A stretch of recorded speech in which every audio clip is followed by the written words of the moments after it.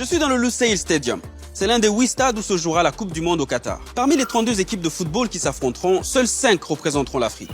Le Cameroun, le Sénégal, le Maroc, la Tunisie et le Ghana. Comment se fait-il que l'Afrique et l'Europe, comptant chacun une cinquantaine de nations, aient respectivement qualifié 5 et 13 équipes? Pourquoi un si grand écart entre les continents?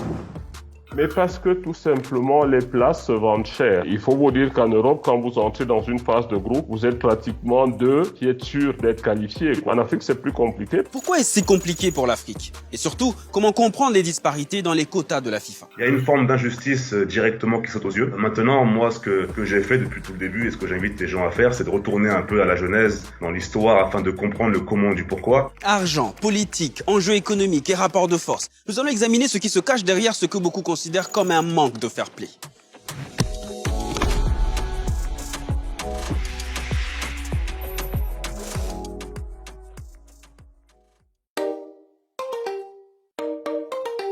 Le nombre de places allouées à l'Afrique a toujours fait polémique. Je vous explique pourquoi. Pour participer à la Coupe du Monde, il faut faire partie des équipes qualifiées. Cette année encore, elles sont 32. Et c'est la FIFA qui répartit les 32 tickets aux 6 confédérations continentales. La CONMEBOL, la plus choyée, obtient 4 places et demie pour seulement 10 équipes candidates. Mais celle qui a le plus de représentants, c'est l'UEFA, avec 13 places pour 55 postulants. C'est sur ce point qu'il faut être attentif. La CAF, qui compte 54 candidats, soit presque autant que l'Europe, ne dispose que de 5 places. L'AFC, l'EFC et la CONCACAF se partagent les 8,5 dernières places, le pays hôte étant qualifié d'office. Déjà démographiquement, ça ne tient pas la route. L'Afrique, qui compte plus d'1 milliard d'habitants, et l'Asie, qui en totalise environ 4,5 milliards, représentent environ 75% de la population mondiale. Or, sous les 32 équipes qualifiées, seules 9 équipes et demie viennent de ces continents. Ce qui est curieux. Pourquoi l'Europe, qui ne regroupe que 10% de la population mondiale, a-t-elle droit à 40% des places disponibles? Eh bien, c'est parce que le ratio démographique ne compte pas vraiment. Selon la FIFA, cette répartition repose essentiellement sur les performances de chaque confédération. Logique, n'est-ce pas? Pas totalement. On oppose souvent à l'Afrique le caractère erratique des résultats de ces équipes. Sauf que, à l'époque où je travaillais encore pour la CAF, dans les compétitions de jeux, notamment les Coupes du Monde des moins de 20 ans et des moins de 17 ans, on a de très bonnes performances et des performances régulières. Mais là aussi, le quota de l'Afrique ne croît pas pour autant, malgré ces performances. Junior Bignam pense que les arguments commerciaux pèsent beaucoup plus que la FIFA ne veut l'admettre. L'Afrique aujourd'hui ne pèse pas forcément dans le chiffre d'affaires, disons les choses comme elles sont, de la FIFA et des instances mondiales, ne pèse pas le poids qu'il a en termes électoraux ou en termes de pays membres au sein de la FIFA. Il faut savoir que l'argent de la FIFA vient principalement des droits de télévision, c'est-à-dire de ce que les chaînes paient pour retransmettre les matchs. On parle d'une retransmission dans plus de 200 pays, suivie par des milliards de téléspectateurs. Ce qui fait de la Coupe du Monde la première plateforme marketing mondiale. Et ça attire de gros sponsors comme Adidas, Coca-Cola, Qatar Airways ou encore Visa. Une vingtaine de marques versent en tout 1,5 milliard d'euros pour être visibles le temps de la compétition. Donc du coup, on a tendance à peut-être donner la priorité à des marchés qui pourraient être plus rentables. Le calcul est vite fait.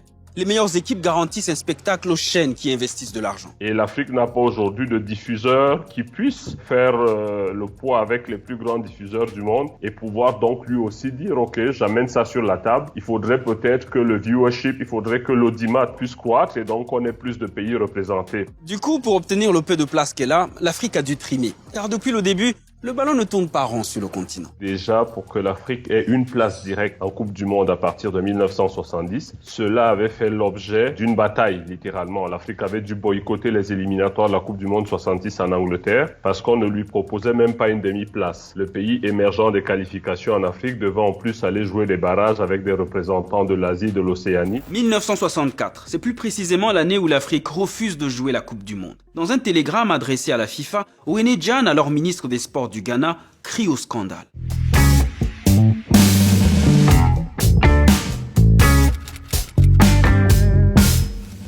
Les pays d'Afrique et d'Asie se battent dans des séries de qualifications douloureuses et coûteuses pour être représentés par un seul finaliste.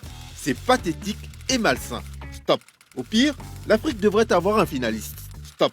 Urgent, reconsidérer.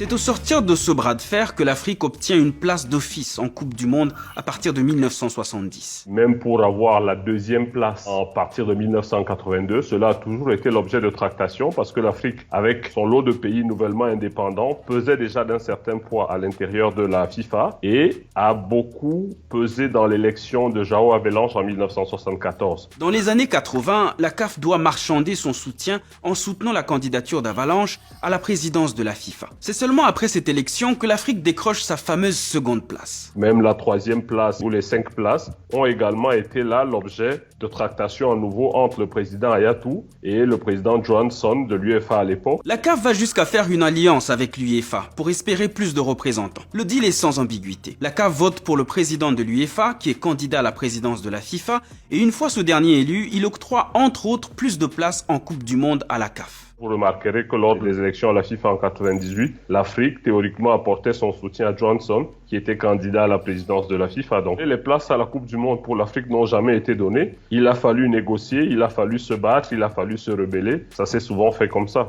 Retour dans le présent, avec le chercheur Loïc Ravenel, qui pour expliquer cela, parle de rapport de force au sein de la FIFA. Au départ, les participations au mondial se font sur invitation. Ensuite, il y a toujours eu un débat entre le désir de maintenir un certain niveau de jeu et une représentation territoriale plus équilibrée. Ce qui complique l'équation. Car celles qui sont censées trancher, eh bien ce sont les puissantes fédérations européennes et sud-américaines à qui profitent justement ces disparités. Regardez les statistiques.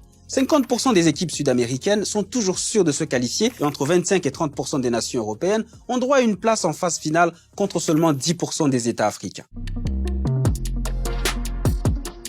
Les inégalités sont même visibles dans la formule. Là où chaque continent offre des qualifications directes pour le mondial, les pays africains, eux, doivent passer par une phase de groupe, à l'issue de laquelle il faut à tout prix terminer premier pour disputer un barrage aller-retour et à couteau tiré. Pourquoi des pays recalés en Afrique n'ont pas le droit de participer au barrage contre les pays qui se disputent les places supplémentaires? Pourquoi sont-elles réservées à l'Europe? Peut-être qu'il y a un moyen aujourd'hui, bien que donnant des accessibles directs, de s'assurer qu'une fois que l'Europe, par exemple, qui a le plus gros du contingent aujourd'hui, a achevé de donner ses places directes, celles qui s'obtiennent par le biais d'un barrage soient reversées dans un panier commun et que toutes les confédérations viennent se battre pour les trouver là-dedans. Pour l'ancien employé de la CAF, l'instance doit continuer d'utiliser son poids électoral pour obtenir plus de places. L'Afrique ne peut pas être un réservoir à voix pour des gens qui veulent se faire élire à la FIFA. C'est ceux qui donnent des voix de l'Afrique, parfois offrant symboliques par de menus avantages matériels personnels, qui doivent veiller dans la négociation à ce que l'Afrique ait la visibilité qui s'y est et qui soit en adéquation avec le nombre de membres qu'elle a au sein de la FIFA. Avec tout ça, quand et comment une équipe africaine peut-elle espérer gagner la Coupe du Monde? Matt Andrews, chercheur à Harvard Kennedy School, a mené une étude sur la question. Et sa conclusion est un peu plus claire.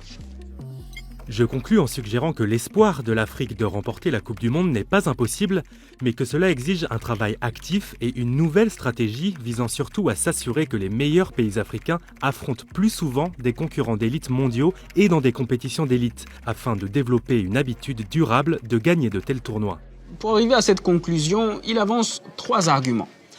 Premièrement, même si de leur côté les équipes africaines ont progressé, les meilleures équipes et les meilleures nations du monde se sont encore plus améliorées. Deuxièmement, il y aura une nouveauté en 2026. 48 équipes disputeront la phase finale, donc le nombre de places destinées à l'Afrique augmentera. Mais l'Europe disposera aussi de plus de places et donc les disparités demeureront. Et pour finir, les infrastructures sportives africaines ne sont pas assez développées et la formation des cadres techniques reste très embryonnaire. À partir de ce moment-là, je ne suis pas sûr que si aujourd'hui même l'Afrique devait avoir le même nombre de places que l'Europe, ce serait justice. Moi, comme Africain, je ne le pense pas parce qu'il y a également des cases à cocher au préalable. Donc, il faut bien construire cette base.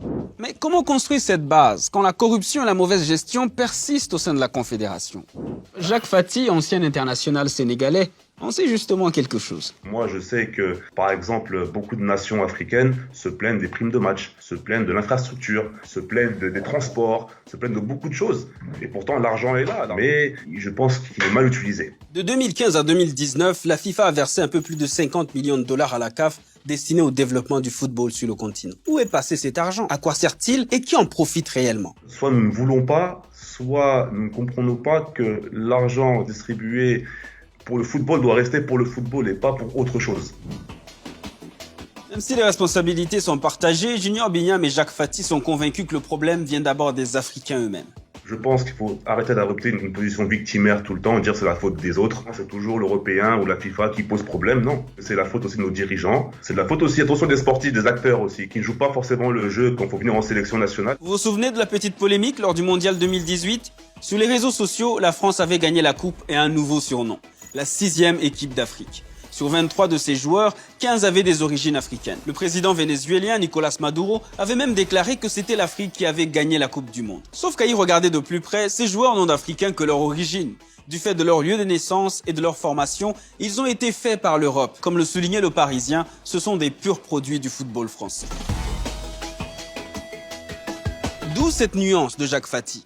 Pour lui, l'Afrique n'est pas encore un continent de football, c'est un continent de footballeurs. Nos meilleurs éléments n'évoluent pas en Afrique, ils évoluent en Europe. Au même titre qu'on se sert de nos ressources naturelles, on se sert un peu de nos sportifs et on les fait évoluer autre part qu'en Afrique. Voici la réalité des championnats africains. Sur les quelques 600 joueurs ayant participé à la CAN 2021, 352 évoluent dans des championnats européens, soit un peu plus de la moitié d'entre eux. En fin de compte, peut-on dire que l'Afrique n'a que les places qu'elle mérite ? Ce n'est pas la FIFA qui viendra nous offrir sur un plateau en or des places supplémentaires à la Coupe du Monde parce qu'elle est soucieuse de la défense de ses intérêts commerciaux, elle est soucieuse de contenter ses principaux contributeurs, elle est soucieuse de rester ancrée dans des marchés qui lui permettent de faire le chiffre. Il a toujours fallu batailler pour récolter ce que nous voulions et de toute façon, on a la force de caractère pour ça, on va se battre comme on a toujours su le faire. Quelles sont les chances pour que l'un des 5 représentants africains remporte la Coupe du Monde 2022 ? Y a-t-il parmi les 5 une sélection capable de rivaliser avec les meilleures équipes au monde ?